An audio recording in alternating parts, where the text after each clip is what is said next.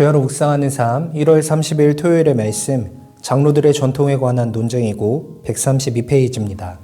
저는 제목을 전통으로 정해보았습니다. 제가 먼저 오늘 본문 마가복음 7장 1절에서 13절의 말씀을 읽도록 하겠습니다. 경청하시며 함께 읽어주십시오. 바리새인들과 또 서기관 중 몇이 예루살렘에서 와서 예수께 모여들었다가 그의 제자 중 몇 사람이 부정한 손 곧 씻지 아니한 손으로 떡 먹는 것을 보았더라. 바리새인들과 모든 유대인들은 장로들의 전통을 지키어 손을 잘 씻지 않고서는 음식을 먹지 아니하며 또 시장에서 돌아와서도 물을 뿌리지 않고서는 먹지 아니하며 그 외에도 여러 가지를 지키어 오는 것이 있으니 잔과 주발과 녹그릇을 씻음이로라.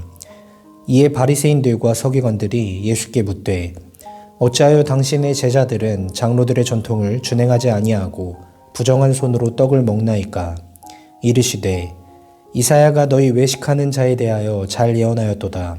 기록하였으되 이 백성이 입술로는 나를 공경하되 마음은 내게서 멀도다. 사람의 계명으로 교훈을 삼아 가르치니 나를 헛되이 경배하는도다 하였느니라. 너희가 하나님의 계명은 버리고 사람의 전통을 지키느니라. 또 이르시되 너희가 너희 전통을 지키려고 하나님의 계명을 잘 저버리는도다. 모세는 내 부모를 공경하라 하고 또 아버지나 어머니를 모욕하는 자는 죽임을 당하리라 하였거늘 너희는 이르되 사람이 아버지에게나 어머니에게나 말하기를 내가 드려 유익하게 할 것이 고르반 곧 하나님께 드림이 되었다고 하기만 하면 그만이라 하고 자기 아버지나 어머니에게 다시 아무것도 하여 드리기를 허락하지 아니하여 너희가 전한 전통으로 하나님의 말씀을 폐하며 또 이 같은 일을 많이 행하느니라 하시고 아멘. 네, 오늘도 먼저 본문의 상황을 살펴보도록 하겠습니다. 오늘 본문의 상황은 이스라엘에 있었던 어떤 전통에 관한 것입니다. 먼저 바리새인들과 서기관들이 등장을 하는데 이 바리새인들과 서기관이 등장하면은 어김없이 예수님과의 논쟁의 상황이 벌어진다는 것을 우리가 지금까지 살펴보았던 것 같습니다. 오늘도 마찬가지죠. 바리새인들과 서기관들이 예수님께 찾아왔는데 이들이 갖고 있었던 어떤 문제 제기를 합니다. 그것은 왜 손을 씻지 않고 떡을 먹는지 이런 것이었습니다. 그 전통이 그것이 이제 장로들의 전통이었는데 이것은 이제 정결법의 하나였습니다. 이제 손을 깨끗하게 씻고 음식을 먹는 정결법의 하나였는데 왜 제자들이 이것을 지키지 않느냐라고 이렇게 이야기를 하게 되고 예수님께서 이에 대해서 답변을 해주십니다. 그랬을 때 예수님의 대답은 한마디로 너네나 잘하세요였습니다. 이제 예수님께서 이사야서의 말씀을 인용을 하십니다. 6절에 보시면 이사야서 29장 13절의 말씀을 인용을 하시는데 이 백성이 입술로는 나를 공경하되 마음은 내게서 멀도다 라는 이사야서의 말씀을 인용하십니다. 무엇이냐면 너희가 말은 그럴싸하게 하고 있지만 너희의 행동이나 그런 것들을 보았을 때에 그 입술에 담긴 말처럼 살지 못하고 있다.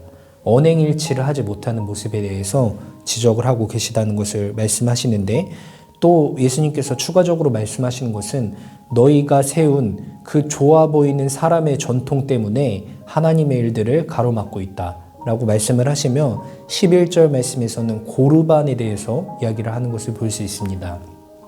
고르반이란 무엇이냐? 이제 하나님께 자기 자신이 드린 바 되었기 때문에 그것으로 모든 것을 다 이루었다. 그러니까 가장 귀한 것을 했기 때문에 더 이상 아무것도 부모님에게나 자기가 해야 될 것에 대해서 안 해도 된다라는 식의 이러한 전통들, 이러한 것들을 했다는 것이죠.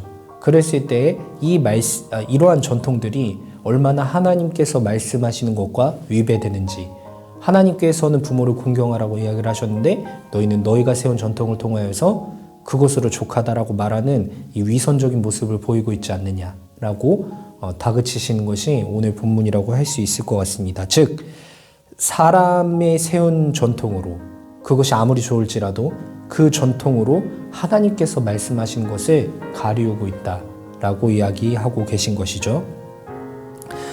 네, 저는 오늘 본문을 정리해 보면서 제목처럼 전통으로 정해 보았는데 우리의 삶 가운데도 이런 일들은 좀 있는 것 같습니다. 좋아 보이는 것이죠. 그리고 원래 좋았던 것일 겁니다.